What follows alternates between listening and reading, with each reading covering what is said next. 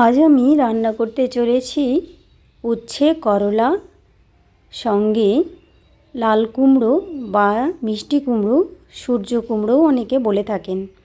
তো এই কুমড়োটা আমি আজকে কিভাবে রান্না করছি সেই রেসিপিটা দেখে নেওয়া যাক। আর গরমকালে এই রকম একটু তিতো তিতো তরকারি থাকলে অনেক ভালো লাগে।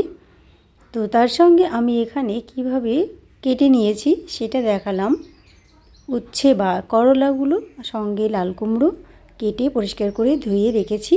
এবার আমি একটা কড়াই চাপিয়ে দিলাম। কড়াইটা নিয়েছি আমি পিতলের। তো কড়াইটা যখন গরম হয়ে উঠলো তখন তেলের মধ্যে একটু পাঁচফোড়ন দিলাম, আর সঙ্গে পেঁয়াজ কুচোনো, কাঁচা লঙ্কা এগুলোকে দেওয়ার পরে সঙ্গে একটা রসুন থেতো করে দিয়েছি।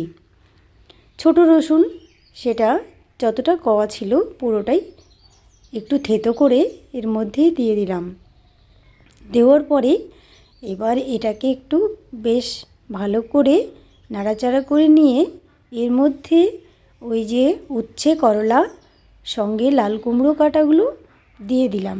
দেওয়ার পরে এবার এটাকে বেশ ভালোভাবে নাড়াচাড়া করে নিয়ে সঙ্গে হলুদ গুঁড়ো, তারপরে লঙ্কা গুঁড়ো, সঙ্গে জিরে গুঁড়ো, লবণ স্বাদ মতো, তো এগুলোকে দিয়ে আবারও ভালোভাবে নাড়াচাড়া করে নিতে হবে। সঙ্গে আদা পেস্টটাও দিয়ে দিলাম। দেওয়ার পরে এবার মশলার সঙ্গে ভালোভাবে মাখিয়ে নিতে হবে খুন্তিতে করে। তারপরে এটাকে ভালোভাবে যখন কষানো হয়ে যাবে জানতে হবে যে এটার একটা সুন্দর ফ্লেভার এসেছে, তখনই এইটাকে ভাবতে হবে যে ফ্রাই করা হয়ে গেছে। আর উচ্ছেটা একটু ভাজা করে না নিলে ততটা ভালো লাগে না, তাই আগে থেকে যদি পারেন কেউ যে ভেজে নিতে তাহলে তো খুবই সুন্দর হয়। উচ্ছে সঙ্গে লাল কুমড়ো এগুলোকে ডুবো তেলে ভেজে তুলে নিয়ে তারপরে রান্না করলে তো তিতোর গন্ধই থাকে না।